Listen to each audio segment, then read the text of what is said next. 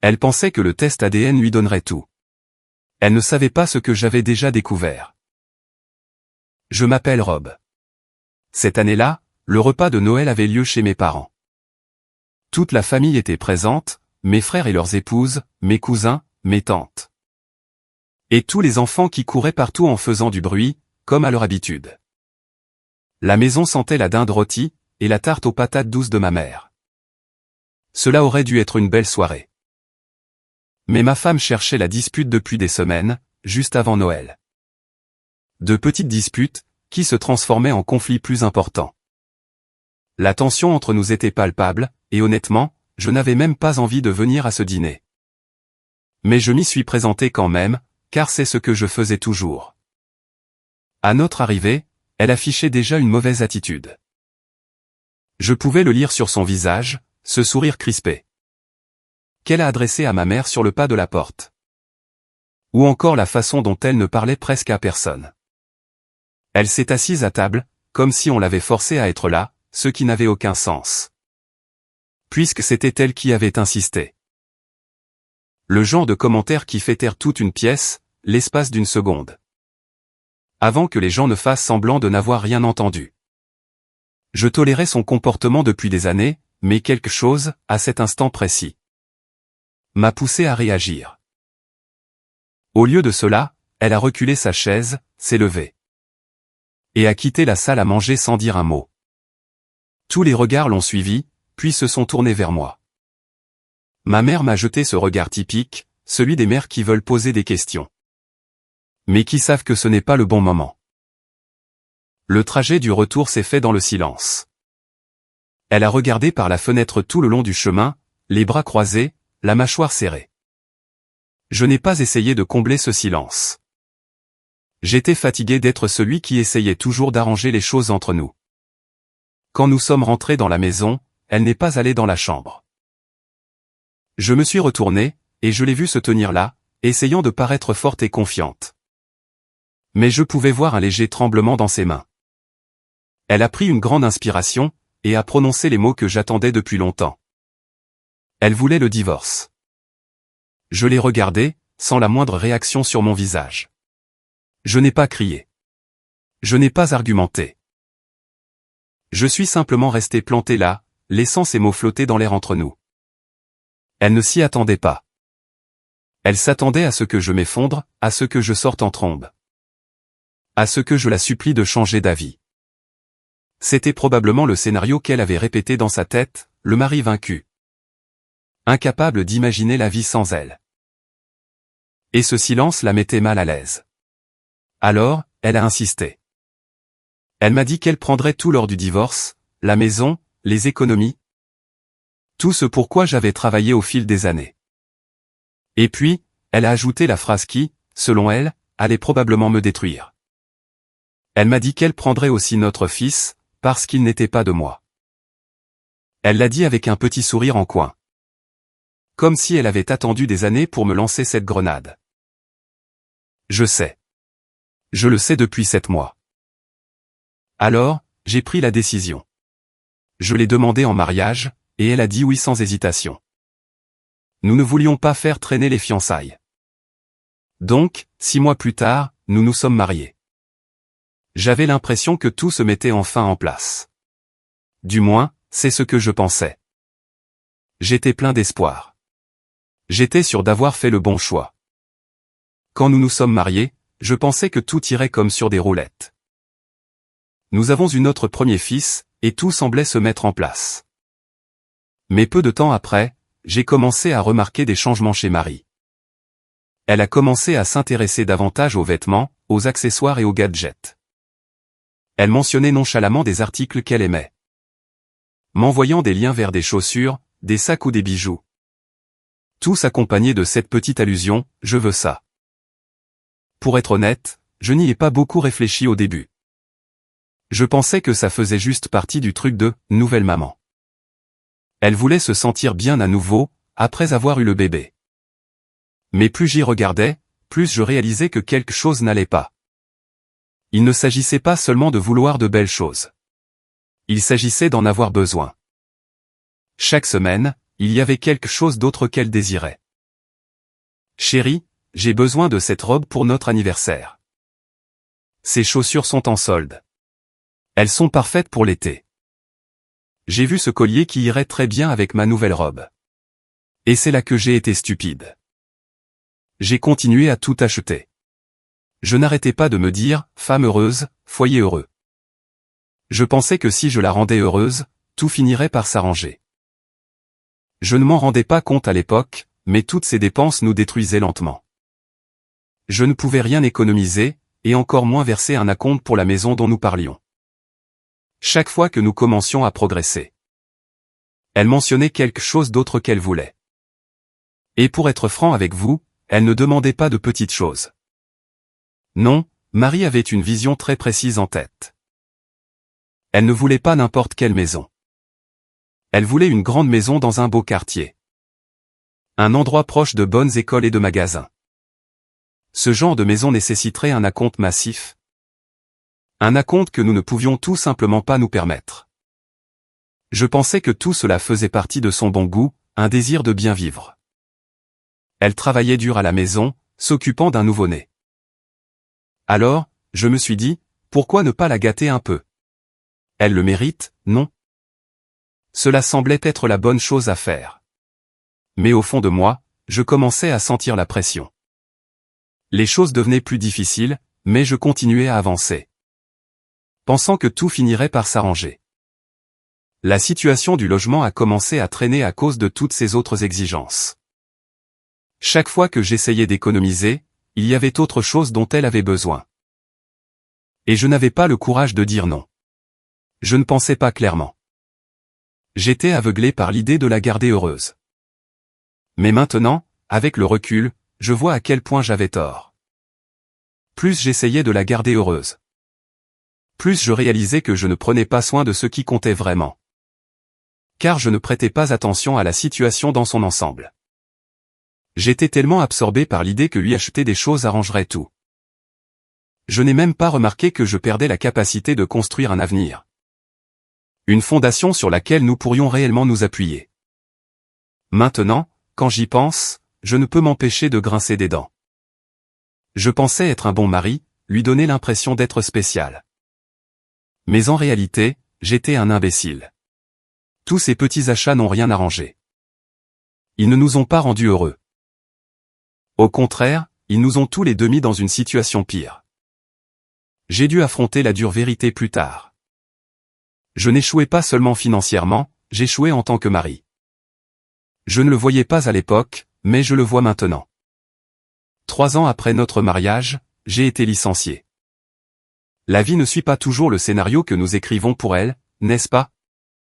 Un jour, on m'a appelé au bureau et, d'un coup, j'ai perdu mon emploi. Je me souviens avoir eu l'impression que le sol se dérobait sous mes pieds. Au début, j'ai pensé que ce ne serait pas si grave. Je me suis dit que je trouverais autre chose. Après tout, j'avais un bon dossier, non? Mais la vérité, c'est que je vivais déjà à crédit, et c'était une énorme erreur. Nous n'avions pas d'économie substantielle. Juste assez pour joindre les deux bouts au jour le jour. J'étais tellement concentré sur le présent, sur le bonheur de Marie. Sur le fait d'essayer de satisfaire sa liste interminable de désirs, que je n'ai pas prévu le pire. Et quand le pire est arrivé, nous nous sommes retrouvés sans rien. À part des factures et des promesses que nous ne pouvions pas tenir. Je pensais trouver un autre travail rapidement.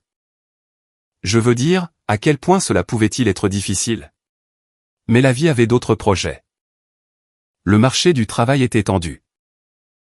Et après quelques mois à me démener pour obtenir des entretiens et réseauter, j'ai commencé à sentir le poids de la réalité. Mes économies ont fondu rapidement, et la patience de Marie. Eh bien, elle ne tenait pas non plus. Elle me harcelait constamment. Chaque fois que je franchissais la porte, il y avait quelque chose à redire. Je pouvais à peine placer un mot sans entendre comment elle s'attendait à ce que je fasse quelque chose. À ses yeux, je n'en faisais pas assez, car nous n'avions pas d'argent. Je ne travaillais pas assez dur, assez vite ou assez intelligemment. C'était comme si j'étais devenu un échec ambulant à ses yeux. Et je n'arrivais pas à me défaire de ce sentiment. Mais voici le truc, je n'étais pas paresseux. Pas du tout. J'essayais tout ce que je pouvais. J'ai accepté des petits boulots, j'ai essayé de travailler en freelance. Et j'ai pris tous les emplois que je pouvais trouver. Certains étaient des choses que je détestais, mais je m'en fichais. Je voulais juste joindre les deux bouts. Mais chaque fois que je gagnais un peu d'argent, il disparaissait aussi vite. Car les demandes de Marie ne cessaient jamais. C'était comme essayer de remplir un puits sans fond. Une semaine, j'arrivais à peine à rassembler assez pour payer les courses, et la suivante. Elle demandait quelque chose de nouveau, et j'essayais bêtement de la rendre heureuse. Pensant que je pouvais arranger les choses en lui donnant ce qu'elle voulait. Je pensais que si je lui donnais assez de ces choses, peut-être que ça la calmerait un peu. Mais ça n'a jamais été le cas. Nous avons épuisé le peu qu'il nous restait. Et c'est là que ça m'a frappé. J'étais dans un trou profond, un trou que j'avais creusé moi-même. Alors, je vais vous donner un conseil que j'aurais aimé entendre à l'époque. Ne soyez pas comme moi. Ne pensez pas que, simplement parce que vous êtes amoureux, vous pouvez tout arranger en jetant de l'argent sur le problème. N'ignorez pas les signes avant-coureurs qui indiquent que vous vous enfoncez dans une tombe financière. En pensant que tout finira par s'arranger. J'ai eu l'occasion de prendre du recul, de souffler un peu, et d'élaborer un meilleur plan. Mais je ne l'ai pas fait. Au lieu de ça, j'ai continué à me coincer dans un coin. En essayant de maintenir un style de vie que je ne pouvais pas me permettre. Et maintenant, eh bien, j'en payais le prix. Un jour, je suis rentré du travail, fatigué comme d'habitude. En traversant le couloir vers la chambre, j'ai entendu Marie parler au téléphone. Elle ne savait pas encore que j'étais rentré. En écoutant, j'ai compris qu'elle parlait à quelqu'un. Je n'ai pas pu saisir toute la conversation, mais j'en ai attrapé assez. Je ne peux pas te voir tous les jours. 2 fois par semaine, c'est suffisant pour l'instant. Je savais exactement ce que cela signifiait. Mon esprit s'est emballé. Je suis entré dans la pièce, et elle s'est figée. L'espace d'une seconde, j'ai vu ce regard familier de culpabilité. Je lui ai demandé directement, c'était qui au téléphone? Elle a bafouillé, essayant de se couvrir, essayant de trouver une excuse. Mais je n'étais pas d'humeur. Je n'allais plus jouer à ce jeu. Je suis resté ferme. Je ne partirai pas avant d'avoir la vérité. Et puis finalement, elle a avoué. Sa voix était tremblante, mais elle l'a dit. Elle a dit, je te rends service en restant ici. Elle a continué, mon nouvel homme, lui, dépense pour moi. Pendant tout ce temps, je m'étais plié en 4 pour maintenir notre vie à flot. Pour essayer de la rendre heureuse, et voilà qu'elle me disait qu'elle était avec quelqu'un d'autre. L'utilisant pour ce qu'il pouvait lui donner. À ce moment-là, plus rien ne m'importait. Je voulais juste qu'elle parte. Je lui ai dit sans détour. Va être avec lui. Tu ne veux clairement pas de moi. Tu as ce dont tu as besoin. Elle n'a pas hésité. Je le ferai, a-t-elle dit, et elle n'avait même pas l'air désolée. Elle l'a dit comme si elle attendait juste que je lui en donne la permission. Tu n'as rien à offrir, a-t-elle ajouté. Et la façon dont elle l'a dit m'a brisé à nouveau. Les petites choses que j'avais négligées ou que je ne voulais tout simplement pas voir montraient qu'elle recevait de l'argent de lui depuis tout ce temps. Puis, juste pour remuer le couteau dans la plaie, elle l'a appelé juste devant moi et lui a dit « J'emménage avec toi. » Elle ne se souciait même pas que je sois là. « Je serai prête quand tu arriveras, » a-t-elle dit. Il n'a pas fallu longtemps pour qu'elle commence à faire ses valises, celles de mon fils aussi. C'était comme si elle était impatiente de partir. Mais ensuite, elle s'est retournée et m'a lancé un regard. « Si tu essaies de le prendre, je te rendrai la vie misérable, » a-t-elle menacé. Mais elle avait raison. Je n'avais aucun pouvoir. J'étais juste un homme sans rien d'autre que des promesses vides et des rêves brisés. Je ne vais pas mentir, il y avait une partie de moi qui voulait la supplier, la prier de rester. De tout arranger à nouveau. Mais quelque chose en moi savait que je ne pouvais plus la laisser me manipuler. Je l'ai regardée partir. Je l'ai laissée s'en aller. Et, oui, ça a fait un mal de chien. Mais quelque chose en moi me disait que c'était la bonne chose à faire. Les mois qui ont suivi le départ de Marie, les choses sont devenues vraiment difficiles pour moi. La douleur était difficile à décrire. Le sentiment d'être laissé sans rien et la morsure de savoir qu'elle était passée à autre chose si facilement. Pendant que j'étais là à ramasser les morceaux de ma vie, m'a brisé. Elle n'a même pas hésité à divorcer. Et ce faisant, elle s'est assurée que l'homme avec qui elle m'avait trompé aurait une chance de l'épouser. Le comble, c'est que je n'avais plus rien. Je ne pouvais même pas me permettre de me battre pour quoi que ce soit dans le divorce. Il n'y avait pas de maison, pas d'économie commune, rien. Elle est partie avec mon fils. Je me suis retrouvé avec seulement quelques affaires et un cœur brisé. J'ai dû faire face à la réalité brutale de ma situation. Au début, le vide me semblait suffocant. Je ne pouvais m'empêcher de me demander comment j'en étais arrivé là. Mais ensuite, quelque chose a changé. Même si je détestais ce qui s'était passé. J'ai réalisé que je n'avais plus à dépenser le peu d'argent que je gagnais. Je n'avais plus à m'inquiéter de suivre ces demandes sans fin. Je n'étais plus sous pression pour acheter des choses que je ne pouvais pas me permettre. C'est alors que j'ai commencé à me démener et à économiser. Chaque jour, j'essayais quelque chose de nouveau, du freelancing. Des boulots physiquement exigeants, tout ce qui pouvait me rapporter un peu d'argent. C'était un travail de forçat, mais j'ai continué. En chemin, j'ai découvert qu'il y avait beaucoup d'opportunités. Mais la plupart d'entre elles nécessitaient de l'argent pour démarrer. De l'argent que je n'avais pas. J'avais l'impression que le monde était juste hors de ma portée. Mais j'ai persévéré. J'avais entendu parler de gens qui gagnaient de l'argent en ligne. Alors, j'ai commencé à me renseigner. J'ai trouvé des forums comme Reddit et Black Hat World où les gens parlaient de toutes ces différentes façons de gagner de l'argent. Du dropshipping au marketing d'affiliation et même des choses comme le SEO. Je n'y connaissais pas grand-chose, mais j'étais prêt à tout essayer. Certaines des méthodes que j'ai essayées n'ont pas du tout fonctionné. Certaines ont à peine atteint le seuil de rentabilité. Ce qui signifie que je ne perdais pas d'argent, mais je n'en gagnais pas beaucoup non plus. Mais je n'ai pas abandonné. Chaque petit échec était une leçon. Et chaque leçon me rapprochait de la solution qui fonctionnerait. Les premiers mois après le divorce ont été un brouillard d'incertitude et de labeur. Il y avait des nuits où je restais assis tard, à regarder mon compte en banque et à me demander si je faisais de réels progrès. Mais j'ai continué. Même quand j'avais l'impression de n'aller nulle part, je savais que je devais continuer à pousser. Je n'avais pas le choix. Je ne pouvais pas retourner à la vie d'avant. Je n'allais pas laisser son erreur être la fin de ma vie. 3 ans s'étaient écoulés depuis le divorce, et je ne vais pas mentir. Ces années ont été brutales, mais elles ont aussi été les années les plus charnières de ma vie. J'ai passé ces années à trimer, à garder la tête hors de l'eau. Le poids de mes erreurs passées, en particulier celle avec Marie, était lourd. Mais cela m'a aussi donné quelque chose d'important, la clarté. Je pouvais enfin voir la situation dans son ensemble. Et au cours de ces 3 années, tout a changé. J'avais une boutique de dropshipping.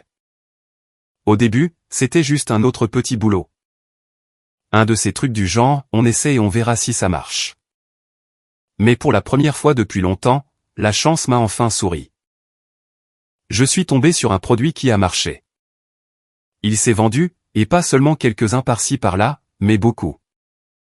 Je me souviens avoir vérifié les chiffres un soir, et les ventes arrivaient à toute vitesse. C'était plus rapide que je ne l'avais jamais imaginé. Pendant un instant, je n'arrivais même pas à y croire. J'avais été tellement habitué à travailler juste pour survivre. À peine capable de rassembler assez pour couvrir les factures.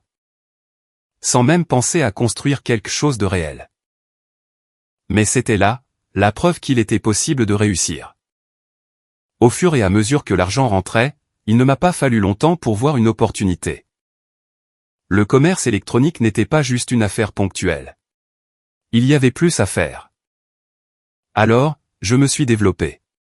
J'ai commencé à me diversifier dans d'autres entreprises en ligne. J'ai essayé différents produits et différents services, et ça a fonctionné. Lentement au début, mais ensuite l'élan a pris, et l'argent a commencé à rentrer rapidement. Je me souviens m'être assis un jour et avoir simplement regardé le solde de mon compte en banque. Je n'avais pas vu de chiffres comme ça depuis. Eh bien, probablement jamais. Ce qui était vraiment différent cette fois, cependant, c'était le fait que je ne donnais pas tout. Aucune femme ne vidait chaque centime que je gagnais. J'ai commencé à économiser de manière agressive. Chaque centime qui n'était pas réinvesti dans mes entreprises ou en bourse allait sur un compte d'épargne. Je ne construisais plus seulement mon entreprise, je construisais mon avenir. J'avais appris à la dure. Je savais que le travail que je faisais maintenant me préparerait pour le long terme. Cette liberté que je cherchais était à ma portée. Une fois que les choses ont commencé à se stabiliser, j'ai su que je pouvais dépenser pour moi sans me sentir coupable. J'ai acheté une maison dans le quartier dont Marie avait toujours rêvé. Je pouvais enfin vivre dans un endroit qui représentait mon travail acharné. J'ai aussi acheté une voiture confortable.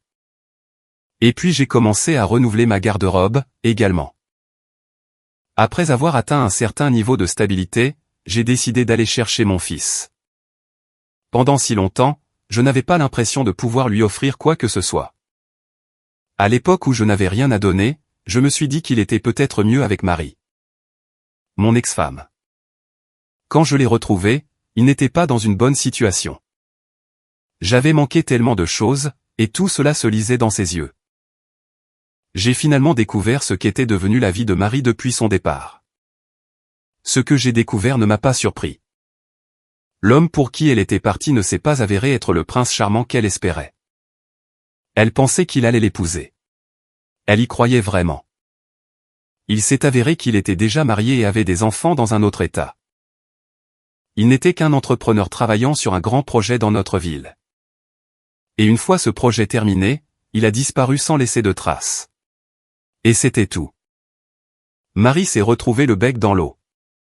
Tout cet avenir dont elle rêvait était parti en fumée. Je ne m'attendais pas à la trouver dans l'état où je l'ai trouvée, cependant. Quand je l'ai revue, elle avait toujours sa beauté, bien sûr, mais elle avait vieilli. Probablement à cause des épreuves que la vie lui avait infligées. Je lui ai dit que je voulais récupérer mon fils. Il n'avait pas sa place là-bas avec elle, pas dans l'état où elle se trouvait. Elle n'était pas stable depuis longtemps. C'est alors qu'elle m'a regardé avec un mélange de confusion et de désespoir. Elle a demandé, et moi alors? Je n'ai même pas scié. Je lui ai juste demandé, et toi alors? Quoi? Elle a essayé de me raisonner, en disant, ne vas-tu pas reprendre ta famille au complet? Maintenant que les choses vont bien? C'était presque risible. Je n'ai même pas ressenti de pitié. Je lui ai simplement dit, tu n'es pas ma famille. Je ne pouvais plus me laisser entraîner dans cette toile de culpabilité et de manipulation. Marie s'est effondrée sur le champ. Elle a pleuré, disant à quel point elle avait été confuse, comment l'homme l'avait trompée. Comment il lui avait menti. Elle essayait de se faire passer pour la victime à nouveau. Tout comme elle l'avait fait quand elle m'a quitté. Mais je n'y croyais pas. Je n'allais pas la laisser m'utiliser une deuxième fois. J'ai retiré ma main de la sienne et j'ai dit, quand je n'avais rien. Tu avais des options. Maintenant que j'ai tout, j'ai aussi des options. Et je choisis la paix. Pas la douleur. C'est là que ça a mal tourné. Elle s'est mise à crier, m'accusant d'essayer de lui enlever mon fils. Elle m'a dit que je les avais abandonnés pendant toutes ces années et que j'étais égoïste de vouloir le prendre maintenant. C'était la même vieille histoire, mais cette fois, je n'allais pas me laisser prendre au piège. Je n'ai pas argumenté. Je n'ai pas essayé de m'expliquer. J'ai simplement dit, très bien, nous laisserons les tribunaux décider. Alors, elle m'a poursuivi en justice. Elle a intenté un procès, affirmant que je les avais abandonnés tous les deux. Que j'avais été un père terrible qui l'avait laissé élever notre fils toute seule.